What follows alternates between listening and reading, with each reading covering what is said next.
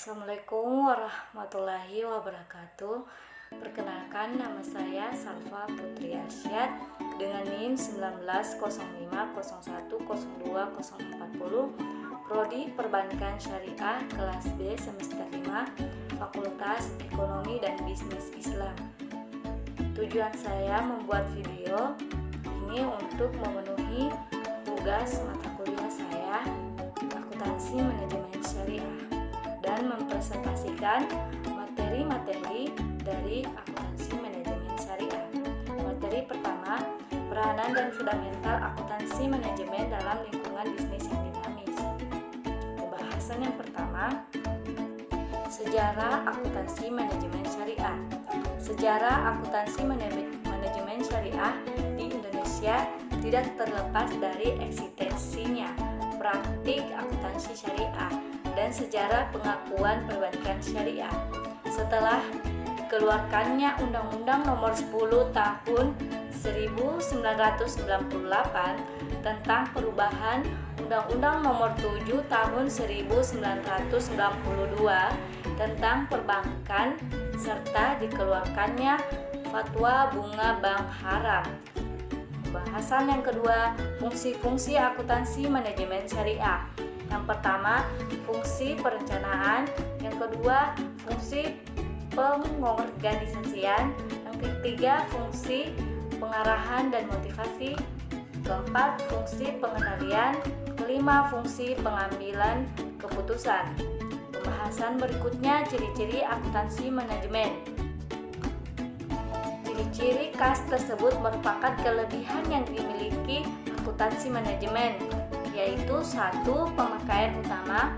Yang kedua, kebebasan memilih. Yang ketiga, implikasi perilaku. Yang keempat, fokus waktu. Yang kelima, rentang waktu. Yang keenam, pelaporan. Yang ketujuh, gambar aktivitas. Pembahasan selanjutnya, peranan dan fundamental akuntansi manajemen dalam lingkungan bisnis yang dinamis. Perkembangan akuntansi manajemen. Perkembangan perekonomian saat ini, perusahaan dalam aktivitas operasinya harus menerapkan integrasi proses bisnis. Artinya, perusahaan sekarang tidak hanya memperhatikan fungsinya sendiri-sendiri seperti fungsi pembelian, produksi, pemasaran, dan sebagainya. Tidak berusaha berintegrasi dengan fungsi-fungsi lainnya, tetapi proses bisnis diperoleh dengan cara menggabungkan antara manfaat berupa spesialisasi dari sumber daya manusia dengan unsur-unsur efisiensi, kecepatan, dan kualitas yang diperoleh dari bentuk integrasi proses bisnis tersebut. Dengan adanya penggabungan antar fungsi perusahaan, maka hasil produksi dapat mencapai tujuan efisiensi dan aktivitas yang diharapkan. Peranan akuntan manajemen dalam perusahaan. Tingkat keberhasilan perusahaan dalam situasi persaingan saat ini pada masa yang akan datang tergantung dari persiapan dalam menghadapi persaingan-persaingan yang berupa satu, pesaing-pesaing baru dalam perusahaan. Yang kedua, timbulnya produk-produk baru atau jasa-jasa substitusi atau komplementer. Yang ketiga, daya beli dari pelanggan atau konsumen. Yang keempat, serta persaingan antar organisasi dalam perusahaan sendiri. Itulah materi pertama. Kita beralih dari materi kedua. Nah, materi kedua, konsep biaya dan manajemen biaya atau disebut cost management. Yang pertama, pengertian konsep biaya. Konsep biaya dalam Islam harus ada kejelasan dalam setiap aktivitasnya. Tidak boleh ada unsur yang samar atau gharar. Maksudnya, semua jual beli yang mengandung ketidakjelasan seperti pertaruhan atau perjudian karena tidak dapat dipastikan jumlah dan ukurannya atau tidak mungkin diserah terimakan, sehingga penetapan biaya yang harus dilakukan per aktivitas. Jenis biaya yang tidak diukur dalam Islam yaitu 1. Pembelian barang haram, 2. Asuransi, 3. Bunga suap, 4. Infak, sedekah dan wakaf, 5. Pembayaran bunga bank, yang 6. Zakat. Pembahasan selanjutnya, klarifikasi biaya. Penggolongan biaya dapat didasarkan pada hubungan antara biaya dengan 1. Objek pengeluaran, 2. Fungsi pokok perusahaan, 3. Hubungan biaya dengan sesuatu yang dibiayai, 4. Hubungan biaya dengan volume kegiatan, 5. Atas dasar waktu, 6. Hubungan dengan perencanaan, pengendalian, dan pembuatan keputusan. Pembahasan selanjutnya, manajemen biaya. Manajemen biaya atau cost management adalah sistem yang didesain untuk menyediakan informasi bagi manajemen untuk mengidentifikasi peluang penyimpanan, perencanaan strategi, dan pembuatan keputusan operasional mengenai pengadaan dan penggunaan sumber daya diperlukan oleh organisasi atau perusahaan. Pembahasan berikutnya, konsep dasar sistem manajemen bunga. Terdapat beberapa konsep dasar dari sistem manajemen biaya itu sendiri, yaitu 1. Konsep nilai tambah, 2. Konsep akuntansi aktivitas, 3. Konsep biaya target. Pembahasan selanjutnya, macam-macam manajemen biaya. Ada 5 macam manajemen biaya yang wajib diketahui, yaitu 1. Biaya bahan baku langsung dan tidak langsung. Yang kedua, biaya tenaga kerja langsung dan tidak langsung. Yang ketiga, biaya tidak langsung lain. Yang keempat, biaya senantiasa serta biaya variabel. Yang kelima, biaya per unit. Pembahasan selanjutnya, lingkungan bisnis kontemporer dan pengaruh terhadap manajemen biaya. Pada akhir-akhir ini banyak perubahan dalam lingkungan bisnis sehingga terjadi modifikasi yang relatif mendasar dalam praktik-praktik manajemen biaya. Perubahan-perubahan lingkungan bisnis meliputi yang pertama, meningkatkan kompetisi global. Yang kedua, kecanggihan teknologi informasi dan pemanufakturan. Yang ketiga, fokus pada pelanggan. Yang keempat, bentuk baru organisasi manajemen. Kelima, perubahan sosial, politik, dan lingkungan budaya. Itulah materi kedua, kita beralih pada materi ketiga. Nah, kita akan membahas materi yang ketiga, yaitu cost volume dan profit analysis dan perencanaan laba. Pembahasan yang pertama, pengertian cost volume dan profit analysis. Cost volume profit analysis merupakan alat yang dapat digunakan manajemen untuk mengetahui hubungan antara harga jual, volume penjualan, dan biaya terhadap laba. Pembahasan yang kedua, asumsi analis biaya, volume, laba. Dalam melihat hubungan antara kelima elemen tersebut, terdapat beberapa asumsi yang harus digunakan dalam hubungan di antara besarnya biaya dan volume serta laba yang akan diperoleh, yaitu yang pertama, harga jual produk yang konstan dalam cakupan yang relevan. Hal ini berarti harga jual setiap unit produk tidak berubah walaupun terjadi perubahan volume penjualan. Yang kedua, biaya bersifat linear dalam rentang cakupan yang relevan dan dapat dibagi secara akurat ke dalam elemen biaya. Tetap dan biaya variabel.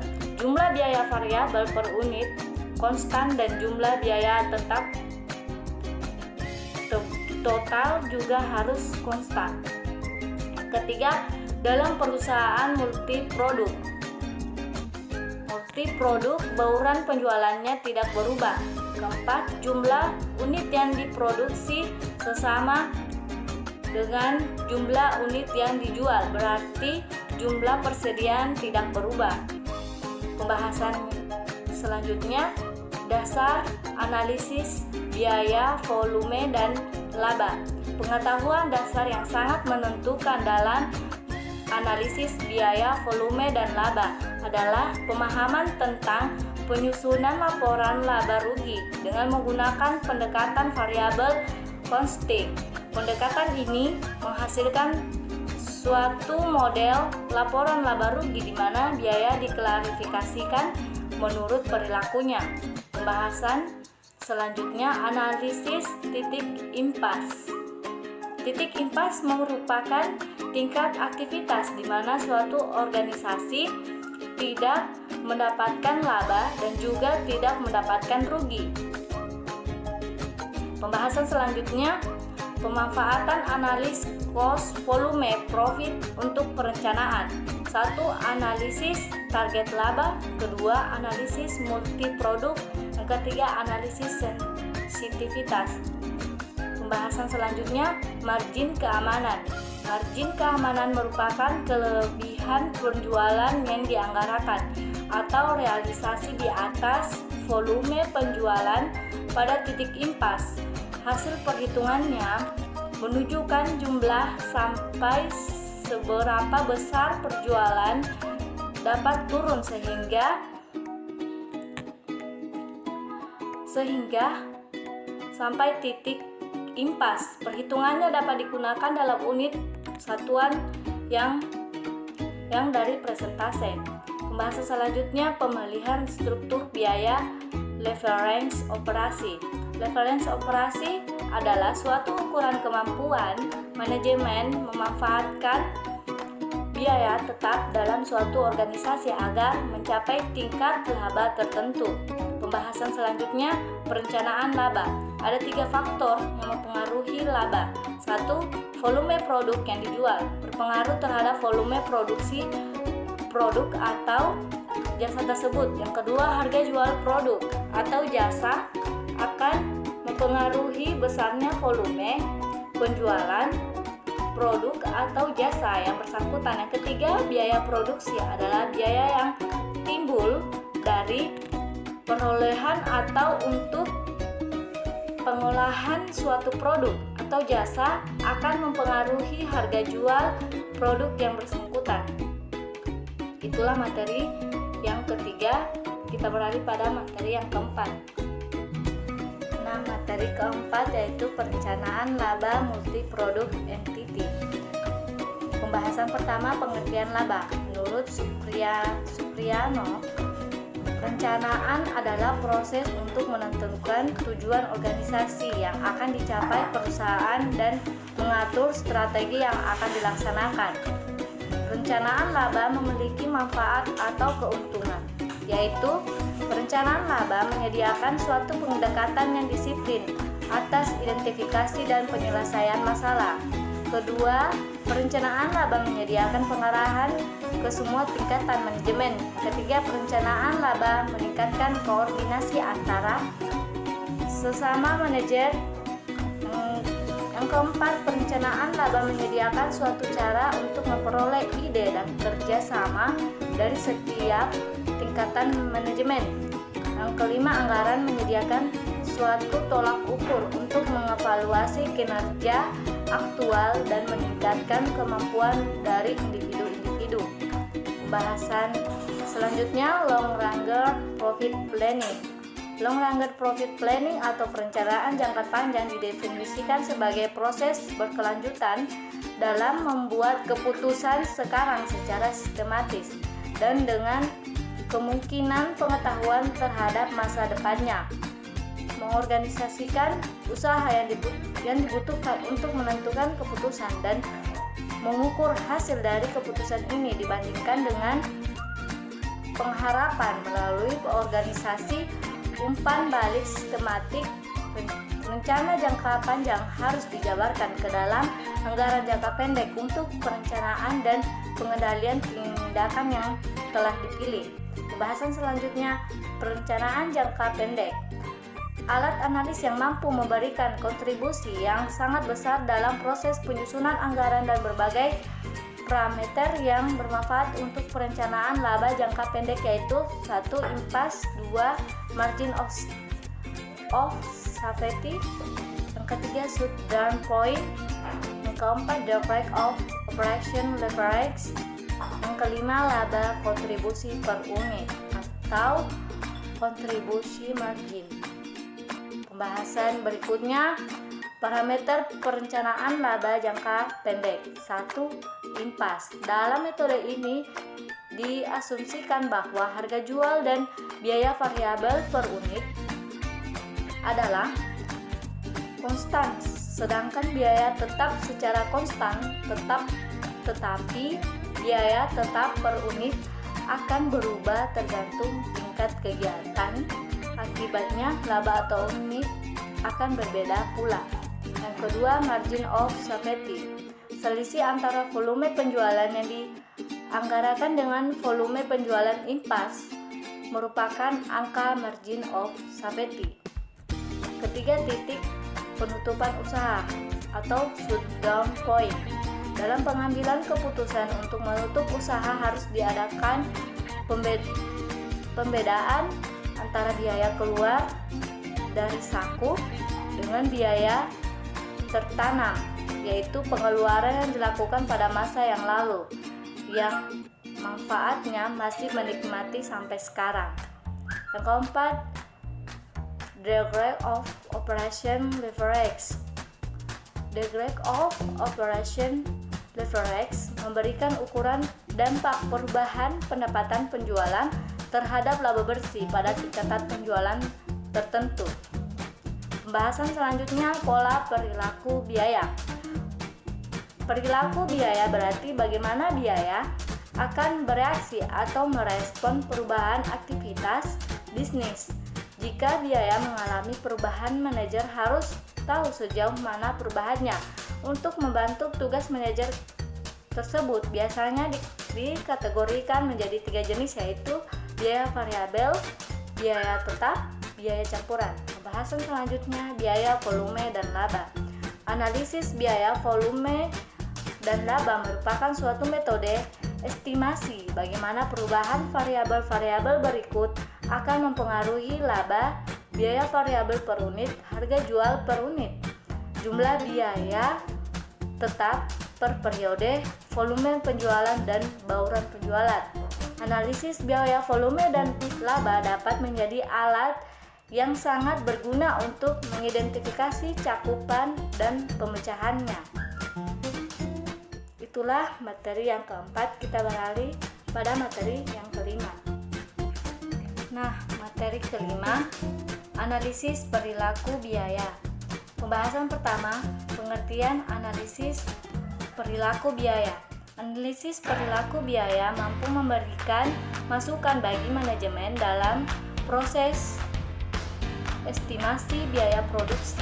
Analisis perilaku biaya dapat digunakan sebagai salah satu perangkat bagi manajemen untuk memprediksi biaya yang akan dikeluarkan di masa yang akan datang, menentukan besaran skema biaya beserta pendapatan, serta melakukan analisis sensitivitas.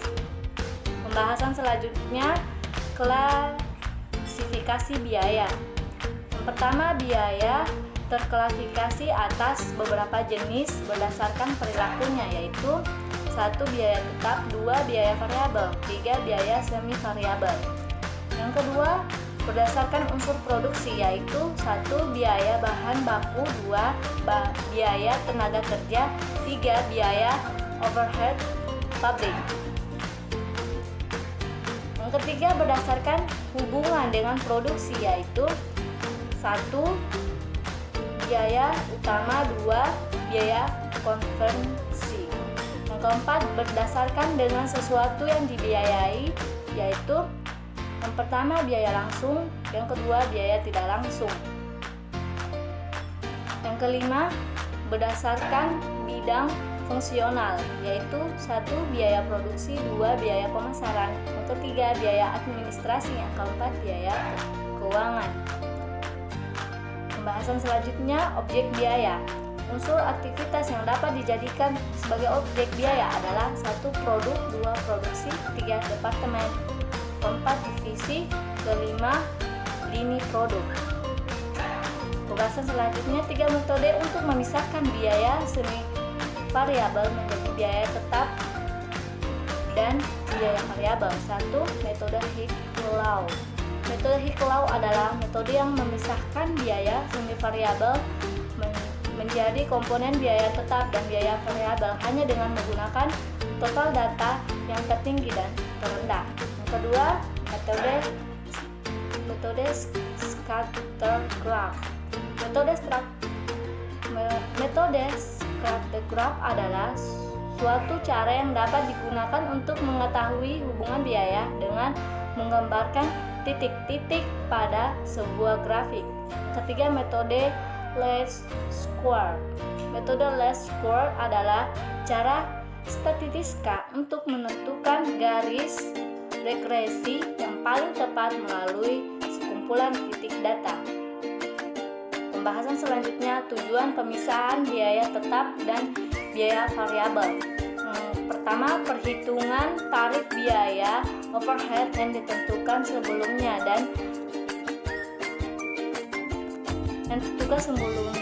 dan analisis varians. Yang kedua, penyusunan anggaran fleksibel dan analisis varians.